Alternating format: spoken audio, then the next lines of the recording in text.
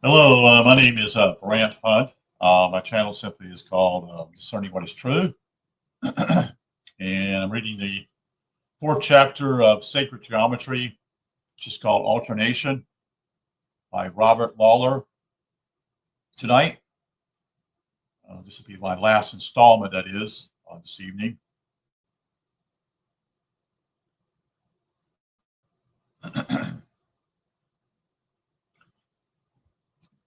So again, it's called Alternation. We have emphasized the fixed, invariable quality of the incommensurable, let's say this again, of the incommensurable root relationship to unity as they appear in geometric figures. This is analogs Lewis to the stabilizing role that the root function plays in the growth of a plant. But the root also is the generator of change in the continuum of ever moving, irreversible phases which are a part of organic life. Because the ancients thought as geometers, there was for them no separation between geometry and natural science or cosmology or theology. Conformity of mathematics to the natural law of geometry led directly to one of the major philosophical premises of ancient thought, that of alternation. In this chapter, we will examine how ancient methods of calculation relied upon this universal law. Ancient mathematics had no decimal system with which the numerical equivalent of the incomprehensible square root of 2, which is 1.4142135. It could be indicated, that is, this was more than a limitation in their notational system. The idea of an irrational number such as this was to the ancient geometer a logical absurdity. To him, the essence of number was a state, tangible, fixed, measurable. Ratio, the Latin root of reason, end quote, also meaning measure, end quote. A irrational number was an unacceptable contradiction. The two types of numbers, rational and irrational, presented the two completely different states of being. The whole numbers were related to what we call manifestation and were the terms to be used in calculation. Every aspect of the phenomenon world was seen to be a fixed, instantaneous moment caused by the interaction of complementary components, a moment trapped between light and dark, life and death, day and night, between formation, disintegration, and reformation. An arrested formation was epitomized in ancient geometry by the diaphantine triangle, which is a right angle triangle with all three sides equal to whole numbers, such as the numbers of 3, 4, 5, that is, triangle. This latter is traditionally called the sacred triangle, that is, sacred meaning fixed or permanent, thus symbolically related to the fused sacred bones of the spine, which makes possible the stable sitting or seated position.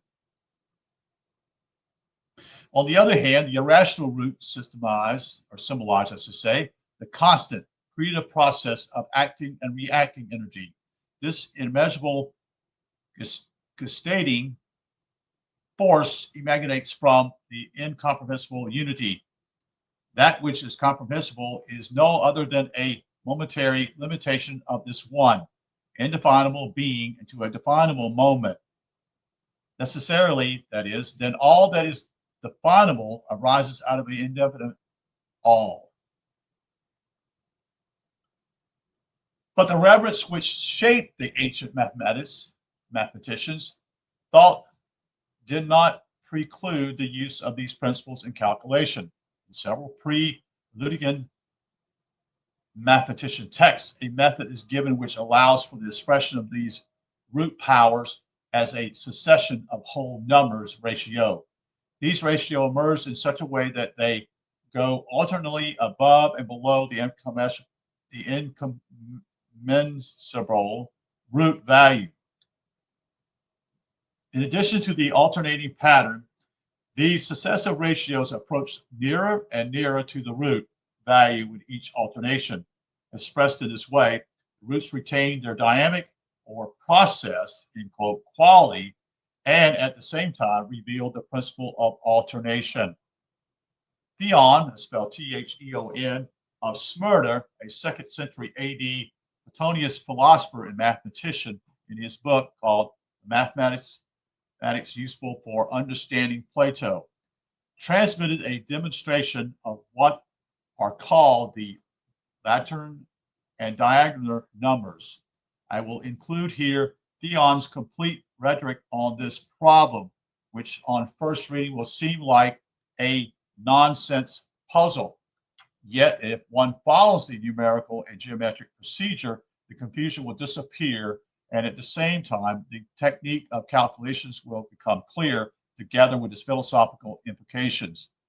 Theon begins this demonstration with a square as unity, which he declares to have both a side and a diagonal equal to the value of 1. This description indicates a esoteric significance because the square with side and diagonal both equal to 1 is to our mentality absurdity, but it conforms to a mystic fidelity to the sense of unity held by the ancients, for which all aspects of differentiation, be they the principle of the side of the square or its diagonal, are as 1 and equal to 1 when contained in original unity. We shall see when we come to discuss the spirals that other numerical progressions also necessarily begin with this double, that is 1. Its usefulness will become apparent if for a moment we follow Theon and use it. Here is Theon's demonstration, which will be followed by the same concept rendered geometrically. Just as the numbers have in power relationships with triangles, tetragons, pentagons, and other figures, so also we find that the relationship of lateral numbers and diagonal numbers are manifested in numbers according to the generate ratio, because these are the numbers which harmonize the figures. Therefore, as unity is the principle of all figures, according to the supreme generative ratio, that is the ratio 1 to 2. Likewise, the relationship of the diagonal to the side finds itself within unity. Let us suppose, for example, two unites, one of which is the side and the other the diagonal. For it is necessary that the unity which is the principle of all be in power both the diagonal and the side. Let us add to the side the diagonal, and to the diagonal let us add 2 sides, because what the side can do 2 times, the diagonal can do once. This simply means that twice the square of the side equals the square of the diagonal.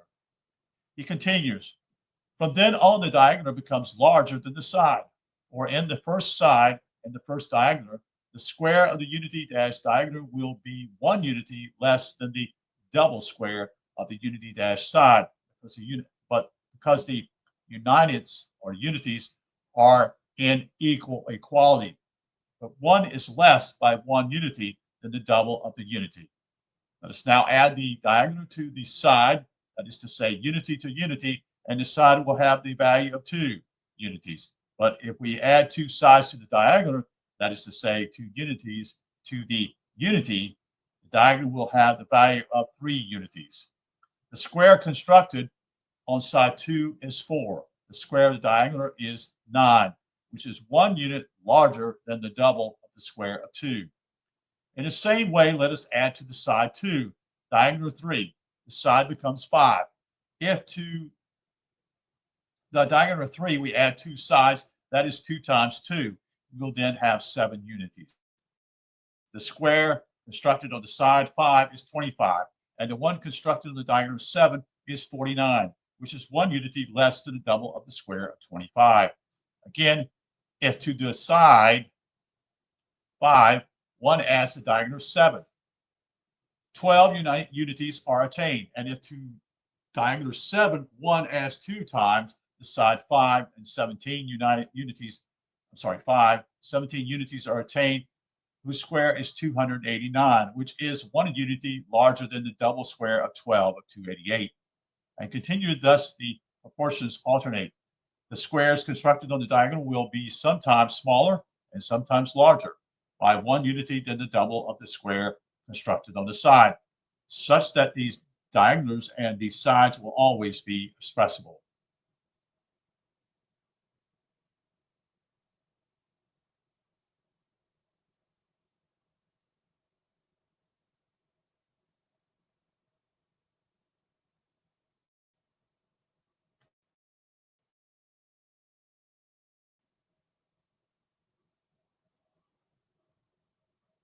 The principle of alternation is expressed geometrically in the ancient Taoism system, I should say, of yin and yang. The form of this system arises from two equal circles within the larger circle. The diameter of each smaller circle being exactly 1/2 that of the larger. The ratio of the diameter to the circumference of any circle is pi. C/D equals pi. At first glance, the symbol suggests that the division of unity, that is in brackets here taken as a larger containing circle in bracket, is into two equal parts.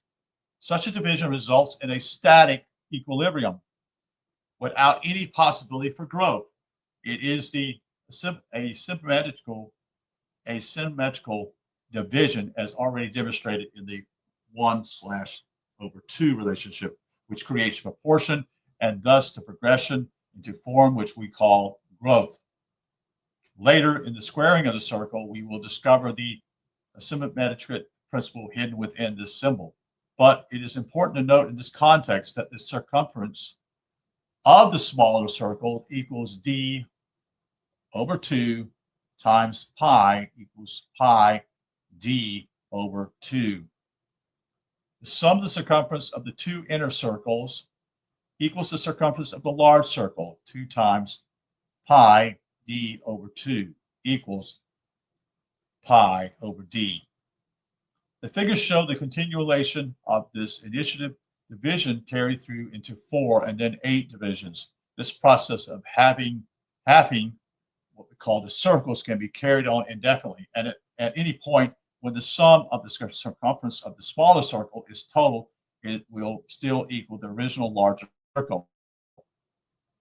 This process can be taken to the point where the wavy line and the diameter becomes indistinguishably from one another, illustrating the paradox of the diameter becoming equal to the circumference of the same circle. Thus, like Theon's demonstration, this ancient diagram shows that at their origin and end of all differentiation merges towards unity.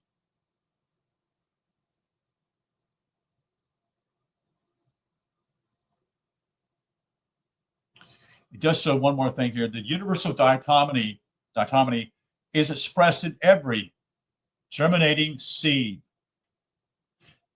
The seed immediately divides into root and germ. There is an alternation of function as the germ provides the nourishment until the root begins to function. Then the germ transforms into the first leaves, leaving behind the seed shell, and the root takes up the nutritional work. This alternating function of root/germ is symbolized geometrically in workbook 4, where the root of one square is equal to the germ of the next square, and so on in each successive square. This figure illustrates a comparison, which, like a comparison in geometric philosophy, is of 3-term proportional type, being A to B is to B to C. In this case, the geometric root/germ is related to the universal root germ principle in the same way as this principle is related to the botanical expression of root and germ. We are geometrically exploring a analogical proportional thought rather than following the more rigid equational logic. So that's the end of chapter 4 tonight. I hope to be able to talk to Phil in the near future about this because some of this is beyond me because I'm not a mathematician. But I do want to read this and actually educate myself somewhat to understand some of these things because, it's part of basically trying to enlighten yourself, you see. Again, that's going to be the last installment tonight of Sacred Geometry. There are quite a few more chapters onward here also. This is kind of interesting for me and also I'm learning something hopefully too. So thank you for being here tonight. And hopefully in the near future, we will be able to speak with Phil Langdon about this. This is called Sacred Geometry, Chapter 4, called Alternation. All right. Wish you a good night and take care.